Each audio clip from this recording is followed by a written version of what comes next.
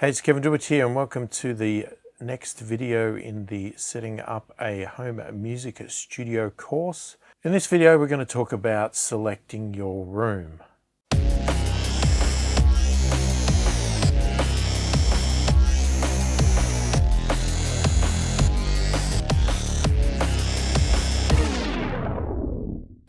So selecting your room may seem like a very obvious thing to do, quite trivial, and to be honest with you, it sort of is, but it's obviously an essential part.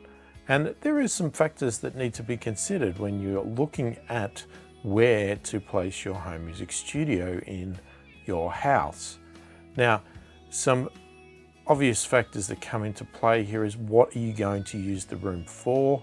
So you need to keep that in mind. Are you going to be just recording in there? Are you going to be recording, mixing and mastering? How far are you going to take this setup? Are you going to be going to some advanced levels with fancy gear and room treatment and starting a business and doing all this sort of stuff? Are you looking at something very simple? Now, obviously, as we stated, we're starting out with the bare essentials. The room is a bare essential, okay? But what I want to do, even though we're talking about just the bare essentials, think about the future when you're making your decisions in this, okay? Because the last thing you want to do is to be constantly redoing things over and over again, moving rooms, buying equipment over and over again, moving furniture over and over again, and keep adapting. Obviously, you may not have any choice with that. It may have to happen that way because you may be limited to what you can do. But just consider the future with every one of these decisions. Think about where you are now and where you think you might want to be further down the track. So one of the other big factors in choosing your room is what are you actually going to be recording in there? So I'm assuming that you're going to be recording at a minimum level. Now, whether you're going to mix and master, that's another topic itself. But I'm assuming at this stage you're going to be recording because most people are going to be. So whether that's recording just yourself or recording other artists, what size room are you going to need? So think about the instrumentation you're going to be recording. If you're going to be a producer that's mainly working on a MIDI keyboard, on a desk, some drum pads or something like that, finger pads, then you can get away with a small setup. The room doesn't have to be big. Same with guitar, you may just need to be able to fit in your electric guitar, have a seat, just a little bit of movement to be able to play and get the recordings down. But if you're thinking of recording drums or an entire band and getting other artists in, then obviously you're going to be looking at a bigger room because you need to fit a drum kit in. You need to be able to actually be able to move around that drum kit or the artists and have them comfortable and everything else. So factor in that. And again, think about the future. If you're thinking of doing that in the future, try and get that space now if you can. You might also want to think about if you're a vocalist. Now, are you going to just do it in that room primarily, straight where it is? Or have you got a room that's got a tiny little cupboard in there that you could maybe open the doors and fit out with some room treatment within that cupboard, and you actually put your microphone in the cupboard and you go in there and sing, sort of like a homemade vocal booth? So think about that as well, because that could be a very good option to create that vocal booth out of something that's already in that room. Now, you may not even have a choice of what room you can use, right? You may be stuck with whatever you've got. You may just be with a desk in your bedroom. You might have a spare room that's not being used, or you've got a little home office that you can utilize a small portion of, or you might want to do something similar to what I've done here, where I have actually converted half of my garage.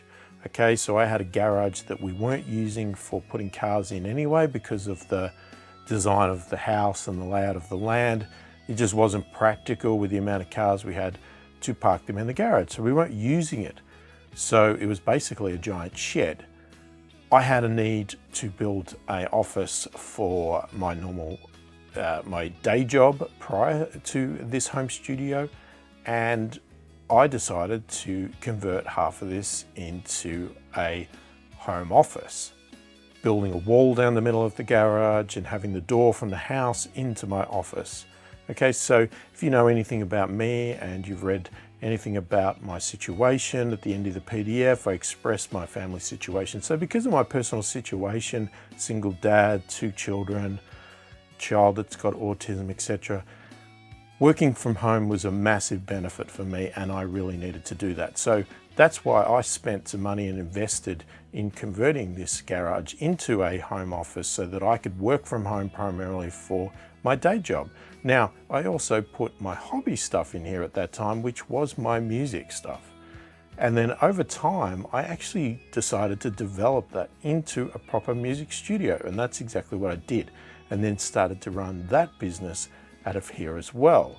So if you have ambitions for something like that, or you have a need for it, then you may want to spend some money and do some sort of conversions like that. But that is not the point of this, and you don't need to do that. Okay, so if you look around your house and make a decision about what room you think is most suitable for what you want to do. And again, if you don't have a choice because you have to use a portion of the bedroom or a spare room or whatever else you've got, and that's all you can use, that's fine, okay? This is not about setting limitations. This is not about being disappointed and going, oh, well, I can't do it because I can't get a room. You're going to use what you have available to you, and there are going to be some limitations with using a small part of a bedroom, but you just need to understand those limitations and work around them. It's not going to stop you from building a home music studio, and I don't want it to. Okay, we're still going to get the results at the end of this. Everybody's results are going to be different based on their house, unit, apartment, whatever you live in. You're going to have some limitations, and you need to work with them to get the most out of it. So the other thing to think about with your selection of a room is, do you need to consider other people in the house? You know, do you have a newborn baby? And if you do you really want to have your music studio in the room right next to theirs? Are you going to be waking them up by playing loud instrumentation in the middle of the night or whenever you get the opportunity? Because with a baby, your opportunity to record in your studio may only be when they're sleeping. So having it right next to their room when they're sleeping, your wife's probably not going to be very happy about that. And your baby's definitely not going to be. Now, on the flip side, you also don't want noise from a baby crying or that going into your recordings if you can avoid it. So consider those factors there. You may have this perfect room and you need to be aware that that's where your heating and cooling system is. And it's on the wall outside that room, and it's going to rumble through your recordings every time you go in there, or every time you turn on the heater or the air conditioner, you're going to get that noise in there. Now, does that stop you from using it? No, but just keep it in mind, consider it, think about all of those little factors. Is that the right room? And again, you may not have a choice, so it may be the perfect room.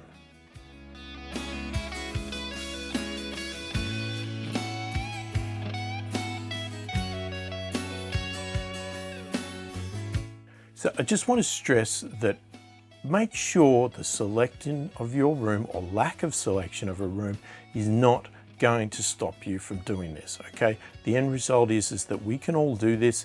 If we have a small section anywhere in a house, we can have a home music studio. Everybody's going to be different, but I want you to go in with positivity and pick a section. Have a look around, find out where you want to go. You may already have it picked, you may already have a desk set up, and that's where you're going to be doing it. Great. You can already tick this section off. Okay, but I need you to have a look, make the decision, and think about it and work it out. You know, take all these factors in and consider that. Now, if you've got the PDF, hopefully you've already downloaded it. Please have a look in the PDF. There's worksheets in the PDF. So I want you to actually go in, answer the questions, draw the little pictures there that I want you to fill out. I want you to plan this out. You don't have to be accurate, just give a rough sort of picture, detail it out. And don't forget, if you have any questions at all about these topics, please leave them in the comments. Again, I want to stress I'm here to guide you through the process. So if you have any questions about your room selection, about any factors at all, please don't hesitate to ask. We're here to help, and we want to all work together to get our home music studio set up. I really want everybody on this course to have the end results that they want of a home music studio at the end of the course. So make sure you follow the steps, fill out the worksheets, and get your room selected, put on paper, lock it in as much as you can, and let's get on to the next topic.